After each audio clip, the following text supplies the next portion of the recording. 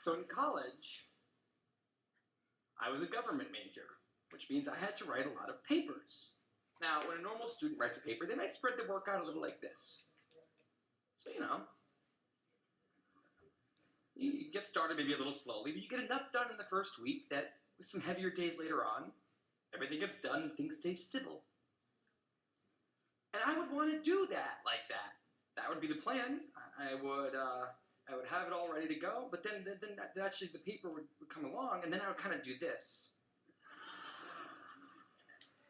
And that would happen every single paper.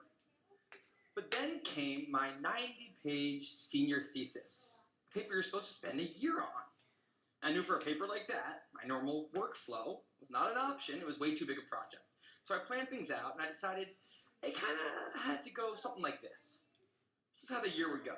So I'd start off light, and I'd bump it up in the middle months. And then at the end, I would kick it up into high gear. It's just like a little staircase. How hard can it be to just walk up the stairs? No big deal, right? But then, funniest thing happened. Those first few months, they came and went, and I couldn't quite do stuff. So we had an awesome new revised plan. And then those middle months actually went by, and I didn't really write words. And so we were here. And then 2 months turned into 1 month, which turned into 2 weeks. And one day I woke up with 3 days until the deadline, still not having written a word. And so I did the only thing I could. I wrote 90 pages over 72 hours, pulling not one but 2 all-nighters. Humans are not supposed to pull 2 all-nighters. Sprinted across campus, dove in slow motion, and got it in just at the deadline. I thought that was the end of everything. But a week later, I get a call. It's the school. And they say, "Is this Tim Urban?" And I say, "Yeah." And they say, "We need to talk about your thesis." I say, "Okay." And they say, "It's the best one we've ever seen."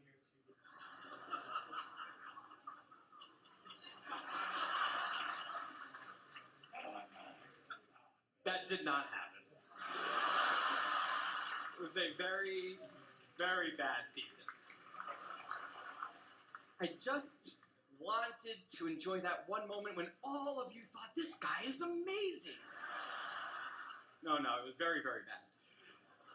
Anyway, today I'm a writer, blogger guy. I write the blog Wait But Why. And a couple of years ago, I decided to write about procrastination.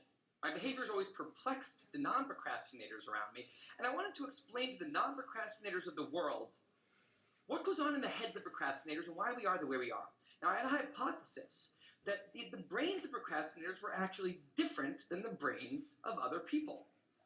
And to test this, I found an MRI lab that actually let me scan both my brain and the brain of a proven non-procrastinator, so I could compare them, and I actually brought them here to show you today, and I want you to take a look carefully to see if you can notice a difference. And I know that if you're not a trained brain expert, it's not that obvious, but just take a look, okay?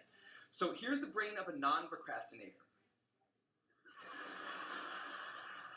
Now, here's my brain.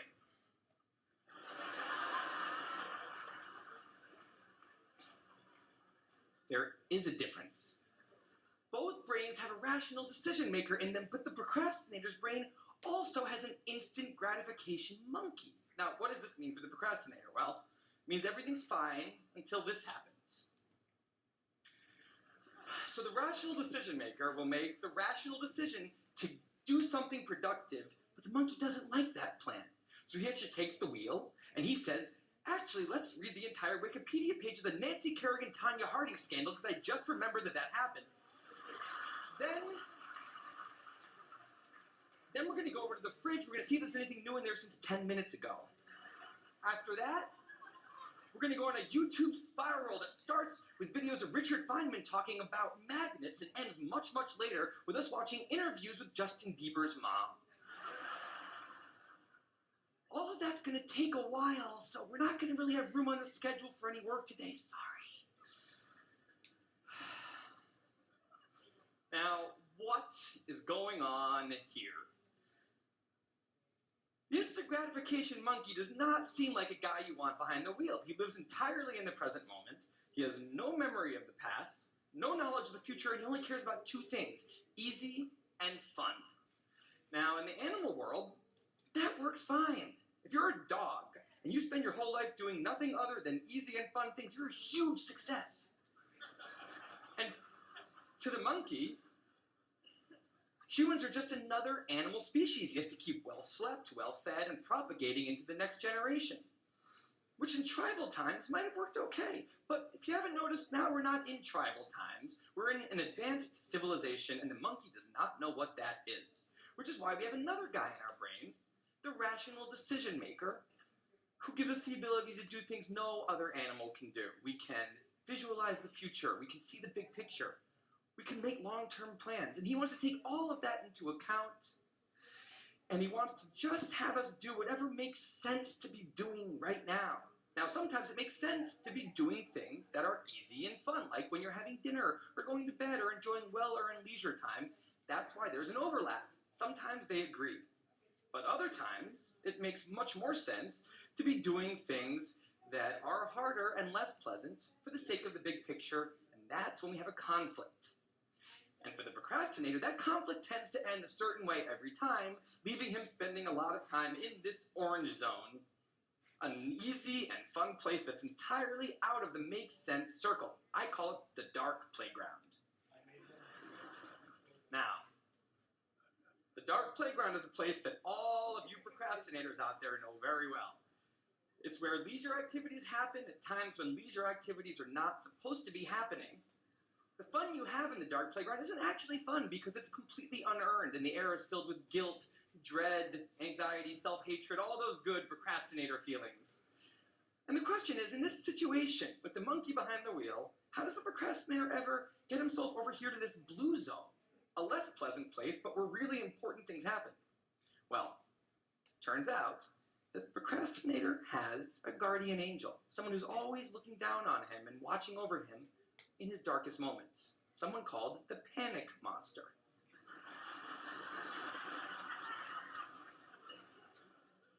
Now, the panic monster is dormant most of the time, but he suddenly wakes up anytime a deadline gets too close or there's danger of public embarrassment, a career disaster, or some other scary consequence. And importantly, he's the only thing that the monkey is terrified of. Now, he became very relevant in my life pretty recently because people of TED reached out to me about 6 months ago and invited me to do a TED Talk.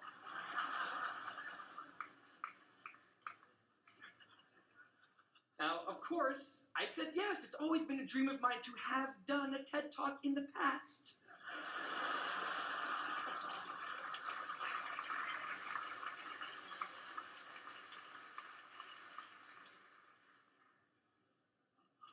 But in the middle of all this excitement, the rational decision maker seemed to have something else in his mind. He was saying, we clear on what we just accepted? Do we get what's going to be now happening one day in the future? We need to sit down and work on this right now. And the monkey said, totally agree, but also let's just open Google Earth and let's zoom into the bottom of India, like 200 feet above the ground, and we're going to scroll up for 2.5 hours till we get to the top of the country so we can get a better feel for India.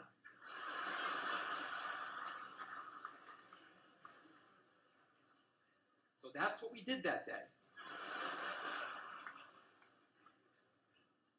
As 6 months turned into 4, and then 2, and then 1, the people of TED decided to release the speakers. And I opened up the website, and there was my face, staring right back at me, and guess who woke up?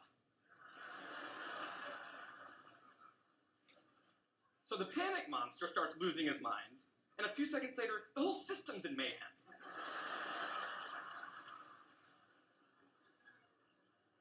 And the monkey, who, remember, he's terrified of the panic monster, boom, he's up the tree.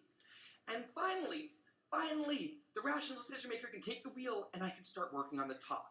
Now, the panic monster explains all kinds of pretty insane procrastinating behavior, like how someone like me could spend 2 weeks unable to start the opening sentence of a paper and then miraculously find the unbelievable work ethic to stay up all night and write 8 pages.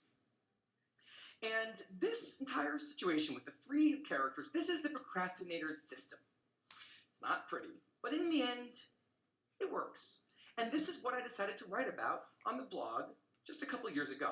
Now, when I did, I was was amazed by the response. Literally thousands of emails came in from all different kinds of people, from all over the world, doing all different kinds of things. These were people who were nurses and bankers and painters and engineers and lots of PhD students. And they were all writing saying the same thing. I have this problem too. But what struck me was the contrast between the light tone of the post and the heaviness of these emails. These people were writing with intense frustration about what procrastination had done to their lives, about what this monkey had done to them. And I thought about this, and I said, well, if the procrastinator system works, then what's going on? Why are all these people in such a dark place? Well, it turns out that there's two kinds of procrastination. Everything I've talked about today, the examples I've given, they all have deadlines. And when there's deadlines, the effects of procrastination are contained to the short term because the panic monster gets involved. But there's a second kind of procrastination that happens in situations when there is no deadline. So if you want to have a career where you want to be a self-starter, something in the arts, something entrepreneurial, there's no deadlines on those things at first because nothing's happening at first, not until you've gone out and done the hard work to get some momentum, to get things going. There's also all kinds of important things outside of your career that don't involve any deadlines, like seeing your family or exercising and taking care of your health, working on your relationship, or getting out of a relationship that isn't working. Now, if procrastinator's only mechanism of doing these hard things is the panic monster, that's a problem because in all of these non-deadline situations, the panic monster doesn't show up. He has nothing to wake up for. So the effects of procrastination, they're not contained. They just extend outward forever. And it's this long-term kind of procrastination that's much less visible and much less talked about than the funnier, short-term, deadline-based kind. It's usually suffered quietly and privately, and it can be the source of a huge amount of long-term unhappiness and regrets. And I thought, that's why these people are emailing, and that's why they're in such a bad place. It's not that they're cramming for some project. It's that long-term procrastination has made them feel like a spectator at times in their own lives. The frustration was not that they couldn't achieve their dreams, it's that they weren't even able to start chasing them. So I read these emails and I had a little bit of an epiphany that I don't think non-procrastinators exist. That's right, I think all of you are procrastinators. Now, you might not all be a mess, like some of us, and some of you may have a healthy relationship with deadlines. But remember, the monkey's sneakiest trick is when the deadlines aren't there. Now, I want to show you one last thing. I call this a life calendar. That's one box for every week of a 90-year life. That's not that many boxes, especially since we've already used a bunch of those. So I think we need to all take a long, hard look at that calendar. We need to think about what we're really procrastinating on, because everyone is procrastinating on something in life. We need to stay aware of the instant gratification monkey. That's a job for all of us. And because there's not that many boxes on there, it's a job that should probably start today. Well, maybe not today, but sometime soon. Thank you.